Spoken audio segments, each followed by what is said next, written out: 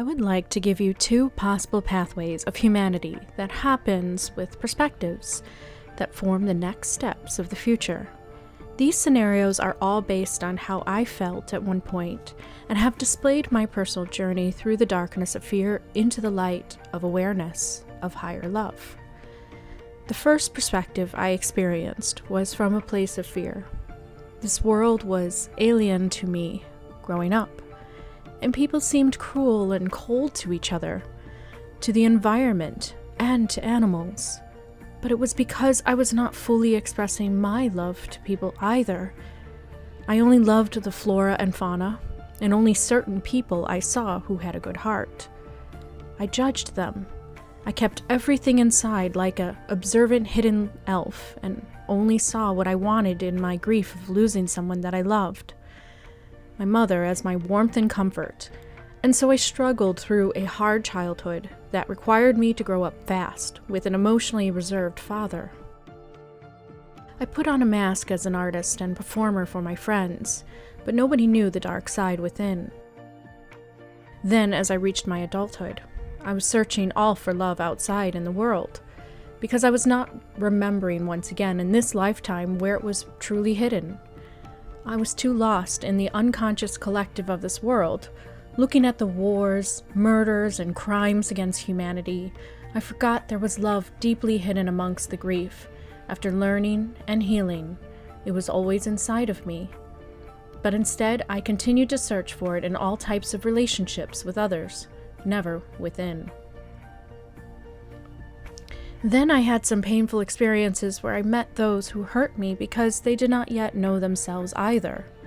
As I looked out in the world, I only saw conflict in a dog-eat-dog world, where humans were sometimes loving, but mostly competitive and hurtful to each other.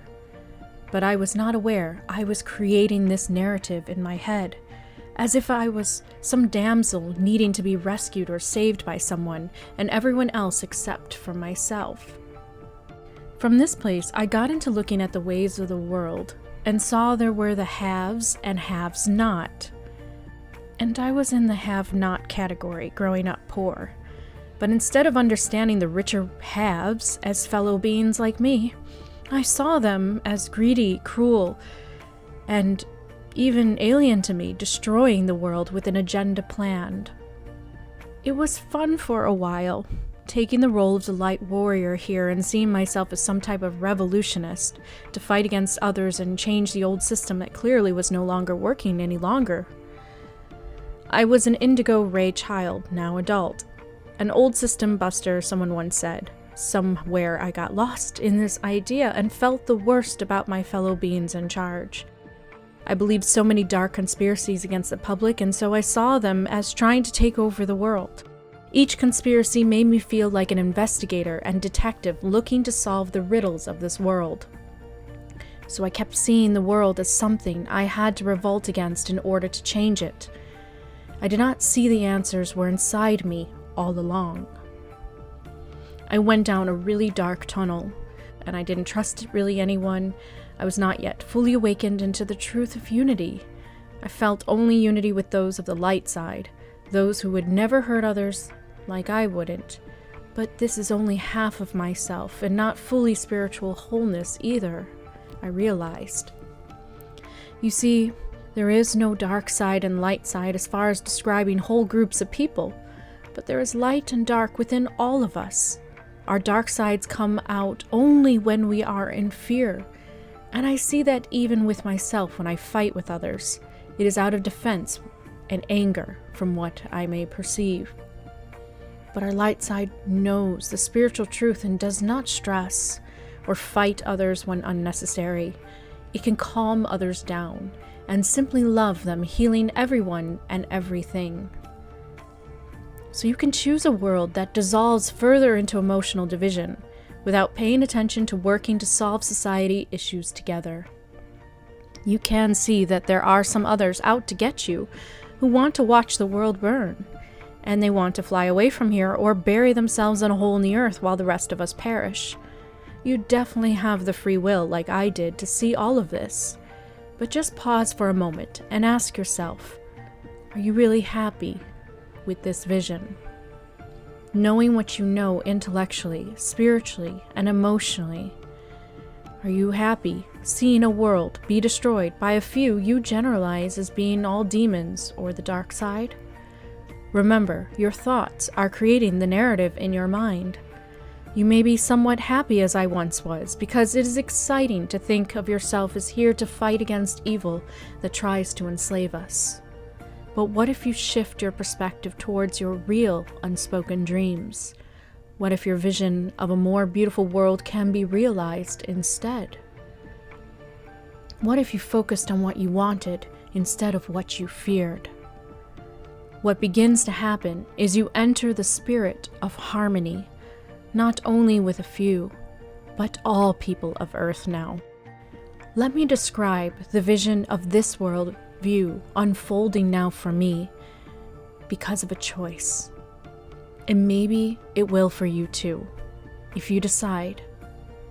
If you are ready to really awaken to spiritual oneness, then with softer eyes, without judgment, you look at the politicians and the rich bankers and see who they are as men and women who maybe need healing too.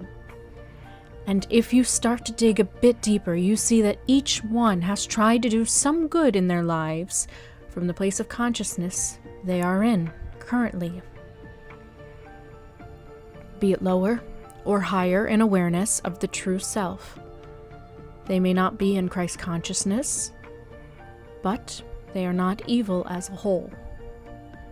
They are wealthy men and women who are also learning now to give of themselves more, to detach from the material world, to allow for the true knowledge of their true spiritual self to shine through this illusion of this material dense reality. This is what they may be learning, and they can be taught by the example of you all. You may even start to see little by little these billionaires giving money to help others and fund research they believe will help humanity in the future. I see a world where the masses' consciousness teaches the 1% to rejoin with the 99% now. And then the fun really begins with building and co-creating a world. We can choose to work with our governments and elite classes, mending their hearts and showing them we are willing and strong as a public now. They no longer have to hide things from us as our babysitters or watchers, but help protect and provide order from a wiser place of understanding us better as wiser people who can control ourselves. We can continue to elect leaders who truly represent our higher values now, and can do the behind-the-scenes grunt work to help build a functioning world with us. Our infrastructures could be designed with the intent to bring forth more honor to humanity, bring a sense of nobility to the species as now an older organism of Earth. It is a childhood's end, and humanity is growing up to become the next adults in the galaxy. And now we can work together as aware adults, creating instead of bickering and arguing like children do. The world has been through a lot and seen horrible wars and crimes against humanity, and still is. You can choose to see that all souls like you want to no longer see this and are trying their hardest to reach for this potential. You can see others as trying to preserve humanity and not destroy it. We must help awaken those who are not in place of love, but only fear, and stop all the wars of land and resource, and start to share them with one another. Not under the penalty of law, but under the compassion and openness of our hearts. So breathe deep and exhale. And imagine a world that is far more advanced than it is at the time you were born. And now you are watching it unfold into something more beautiful, more complex in its simplicity. It can be both futuristic and ancient, as it contains both elements of our souls within, forever youthful and also older and wiser now. Synchronicities are aligning to bring nature into all things, and as humans awaken emotionally and spiritually, all sectors of life will advance. Psychology, philosophy, ethics and art, mathematics and science will continue our rise into the future and through space. Humans will learn all from nature, connecting mentally to all plants and animals, and understanding how they function more intelligently. We will learn by the fungi world, our oldest organisms on Earth. We will merge nature's natural gifts with nature-inspired technology to live hundreds to thousands of years, each defeating every disease and invader of our home as truly the warriors who have mastered this game of life. If we die, then we will not be afraid of death because of what we know of energy. But if we can live longer in the physical to experience more, then why not take advantage of this knowledge? We can remember the sages and mystics of the past teachings like Jesus and Buddha to end our suffering states. We will rise further as spirit beings that are connected to the flow of all life. We will feel so connected to the Logos and feel the divine no longer in illusions of the demiurge or the devil, but seeing beyond that all, beyond good and evil into a place of pure love and understanding of one another. This is the potential for all of humanity. We can dance all night long in love with each other's creations and inner light. It will be the fairy of our dreams and stories as we use art to beautify our clothing and co-design our world to look like a dreamland of our yearnings. We can evolve in our simple nature of kindness, compassion, intelligence, gentleness of animals, art, and creation, and we can walk gracefully on this earth for all of nature. We can choose at any moment to start seeing a world getting better and learning together, or we can choose to see it being doomed and destroyed by a few, by our own ignorance or the ignorance of others. But remember, there are no others, but there is only we, and we energetically can evolve together as one, to know each other and to make friends, make love and explore consciousness together. Later, this moves a species into exploring other worlds together, and humanity is at the precipice of this new evolution.